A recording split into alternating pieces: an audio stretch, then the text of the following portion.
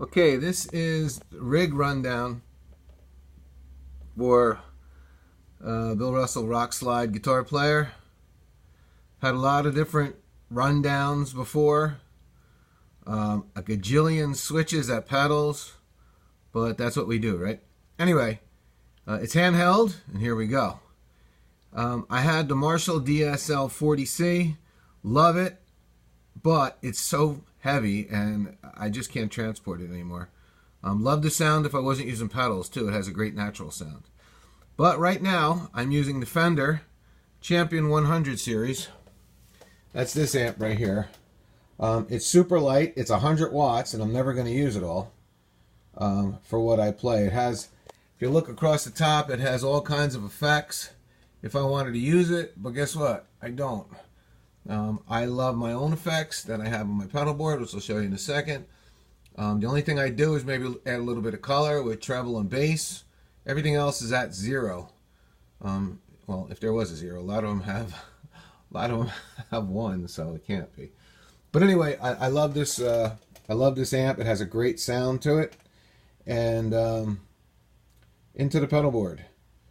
I don't use the pedal for here to go from different channels because I don't use anything other than the clean channel, and I use the pedals for that. So here we go. So it's out of the board, or out of the amp, and we run right into the American Loopers. It's a buffered entrance and exit, and from what I understand, after you talk to this guy totally knows his stuff. You need buffer. There's no such thing as true bypass. Everyone can say that there is, but there isn't. By the time your signal gets back to where it has to go to, there's no such thing as true bypass. So anyway, it comes into this buffered right here, the pedal, the entrance, and the exit. And then from there, it goes to the Polytune. I do like the Polytune for one reason, because you can, well, two reasons actually. You can use it for tuning your guitar with the chords. You strum a chord, and it'll tell you which string is out, which is even better, especially if you're down tuning or doing anything else, and you just want it right away. There it is. The other thing is, when you switch this on, everything else after it becomes a kill switch, so it's like a silencer in itself. So I love that. Plus, at the beginning of the chain, from there, the Polytune, it goes to the Q Dunlap. This is actually a bass wah, but it has such response and such quack that I love it. There's two side knobs right there. It's for volume, and you can add additional quack, but it's great. And so it comes in from the buffer to the Polytune, right to the wah, and then right into the Voodoo Lab Switcher PX8. There is a newer one that you can actually use MIDI into it, but I don't want to get into all that. I want what I have right in front of me, and I want to play it. You can also have presets on this one. If you look right there, there's additional room for presets, but you don't need it, or I don't need it. It has 8 sets, 8 loops, and that's more than enough for me. Plus, you'll see how I expand on that anyway. So we'll go from the American Loopers to the Polytune to the Q into the PX8. From the PX8, channel 1 is, I love this, it's a Keeley compressor. There's a guy on the internet who, I don't know who he is, but he's got huge fro and he totally knows his stuff, and I really love I love the way he has knowledge of everything that he's pushing, and he sold me on this. So that's a Keeley compressor that goes straight into the full drive 2, the MOSFET. I've actually heard different. I actually purchased the MOSFET first before I found out that there wasn't any MOSFET. I just love the sound of this pedal. It has a natural on-off, and then it has the boost, which is great, which I very rarely use, and I'll explain why, although I do use it every once in a while. You can control the tone. It has a comp cut. It has a vintage sound. It has a MOSFET and a standard. They're all great, so it's just a matter of what you want to do. I've heard this pedal against other ones. I know a lot of people get mad when you say the full drive went up against the King of Tone and sounded just as good, but it does. From there, that's channel 1. Then it goes back into the PX8, and then we go to channel 2. Channel 2 is, because I'm a because I'm in a cover band, and sometimes I'm expected to do every single sound that there is. The Synth 9 is just incredible. It can make it sound like a heavy Moog. It can make it sound like an 80s key. It can make it sound very subtle key, like in some of Bruce Springsteen's songs. All the 80s songs I can do this in, and a lot of the 70s songs. Give me some lovin', it can totally replicate that sound. The only thing I do though with this is I like to put the Katana Clean Boost into it. They're in series together. That's both in channel 2, and it just absolutely gives it a boost. I modified this, but it's basically a clean boost. Plus, this is the only one on the market right now. It's a clean. A lot of people say when they say clean, they don't say clean. It's not. It don't mean clean. It's a gain pedal, and it drives your gain up. This one is absolutely clean, and yes, it makes the amplifier louder if it was on 10. A lot of people have a problem with that. And it's a 35 decibel boost. There's no other pedal on the market right now that I know of that has that, unless maybe it's like one of these pedals where it has the boost in it. Not sure, but that's dedicated right to the Synth 9. And sometimes I just love that above the mix. Channel 3, back into the loop.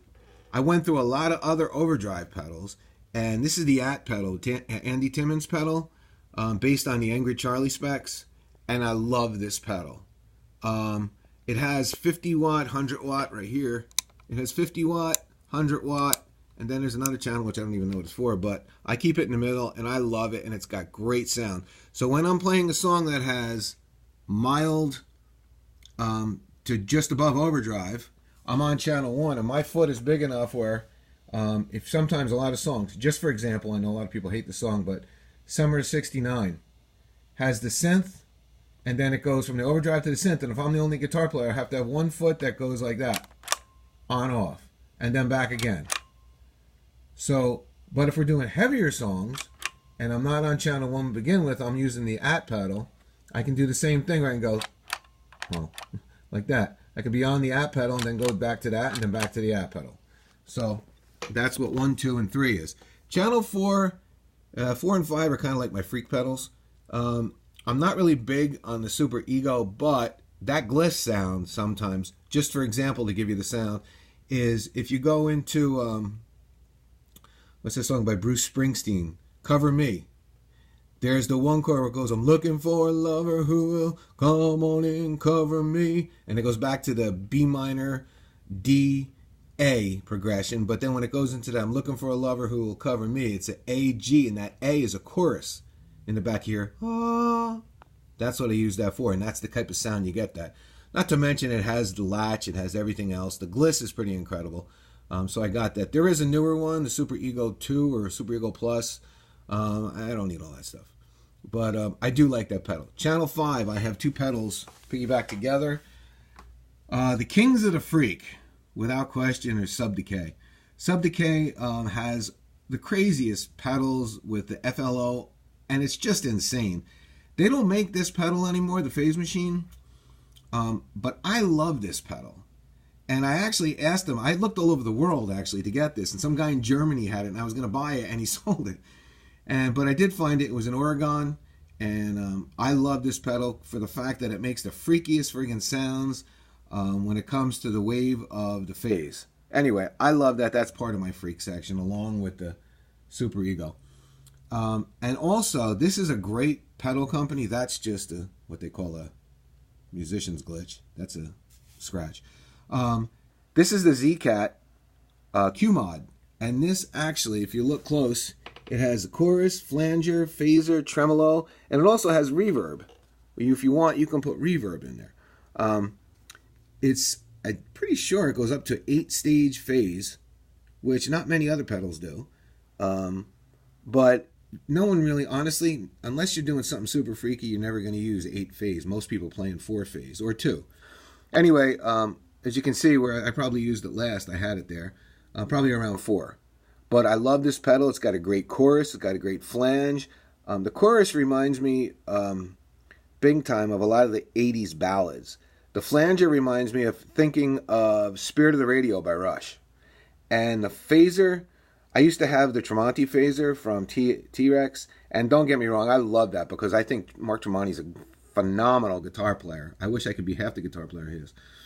And I had that for the longest time, but this one kind of just, I like it better. Moving on, channel 6. That's both. They're both in channel 5, so one has to be on with the other. I used to have my delays like that too. I'll get to that. And then we move along from 5 to 6. Wouldn't be the same if it wasn't the PS6. I've been through a lot of harmony pedals. There are great pedals out there. I saw a video one time of this guy using the Mod Factor by Eventide. It sounded great. That was one of the better videos I've ever heard. And it sounded really great. But for me, this can go 4-part harmony. It actually has, if you're playing, it has a swell. You hold it, it goes, which I'm never going to use. But you can play in the minor scale, the major scale. You can actually pick the key if you want. And then it has the voice harmonies where it goes from 2 to 3 and 4. I think 4 is the highest it goes. And then obviously the balance and the rise time. Anyway, that's my favorite PS. I heard someone say once on the internet that you're not a guitar player unless you buy a pedal full price, sell it half price, and then realize you want it back and you buy it full price again. I did that with this pedal. And there's another one. No. This was the only pedal I did that with. I love this pedal. It's a great pedal. I'm not a big fan of Boss for one reason, and this is my own personal thing. If you look at the pedals and you look how high they are, Boss is higher. And if you're making your own pedal board like I first did, and then you put it in the case and you're like, wow, it's pushing down on that. I don't like that. But anyway, that's a great sounding pedal, and it's just great. That's channel 6. Channel 7 is the carbon copy analog delay. I love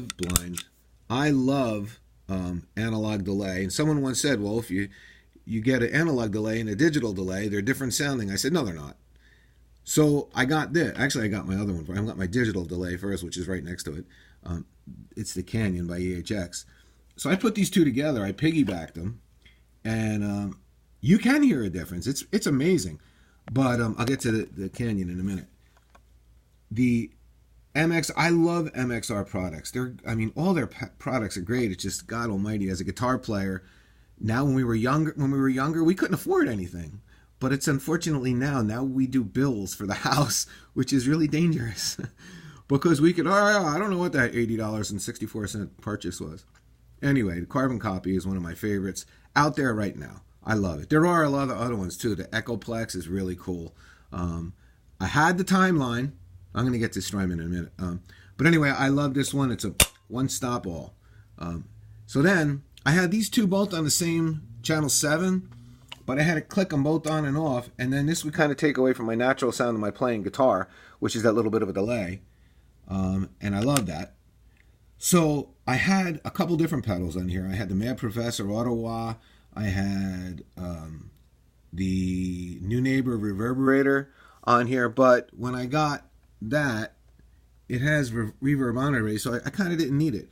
Don't get me wrong, I did not sell it. I love that pedal. I play in church too, and I use that in church. It's a tiny little pedal. It makes the greatest sounds in the world. But anyway, so I had these both on the same channel, and like I said, one was taken away from the other. So what I did was I spread them out to 7 and 8. That's where they're at.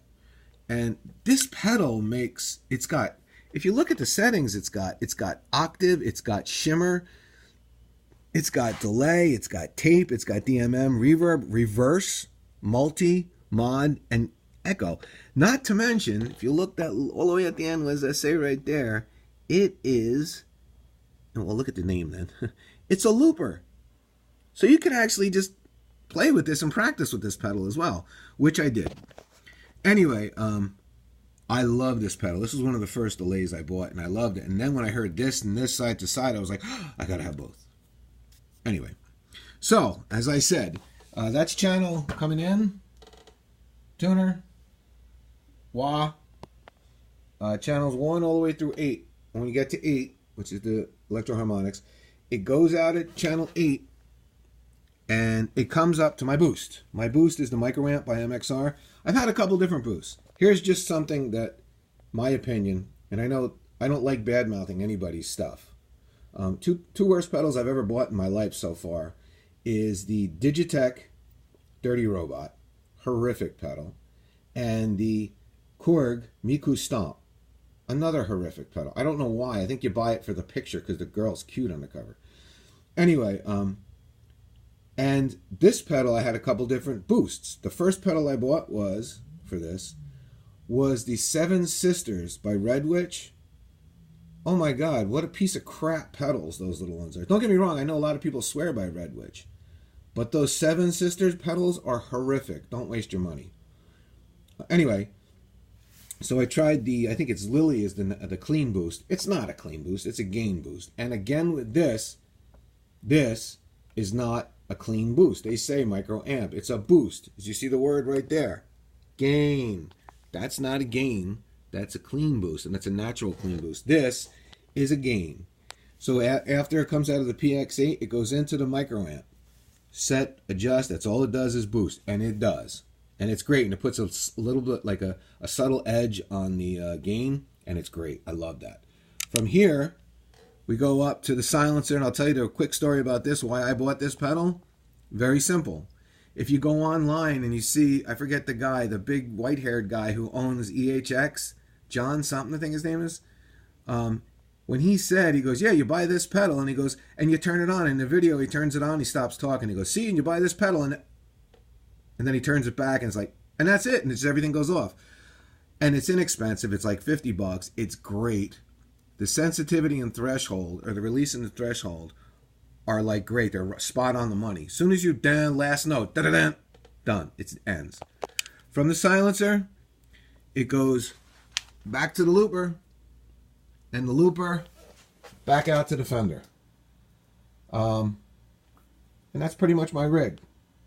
I hope you enjoyed it.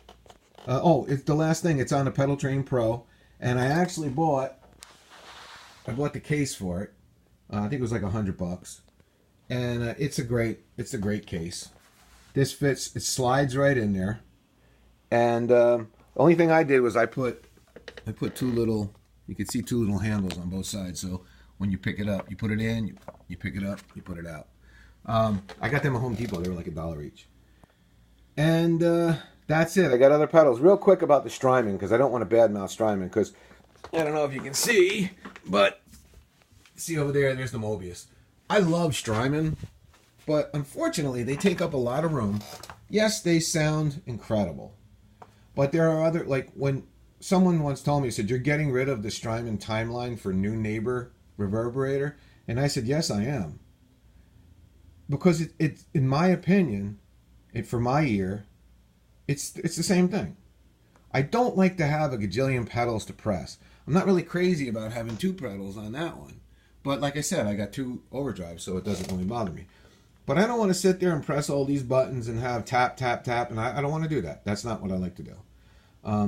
I had the Big Sky, I had the Blue Sky, I had the Timeline, and I have the Mobius, and I actually do like the Mobius. And one day, like when we start having a pedal board at church, which I'm starting to do now, I'm going to keep that because it's one pedal. It's got everything in it. It can do, what all these pedals over here do. And I like that a lot. But, so don't get me wrong, I like Strymon. I'm just not really big on the size and taking up that much room on the board. And I know some guys swear by it because you see you see all three Strymons on the board next to them. But anyway, I love that, and that's my board.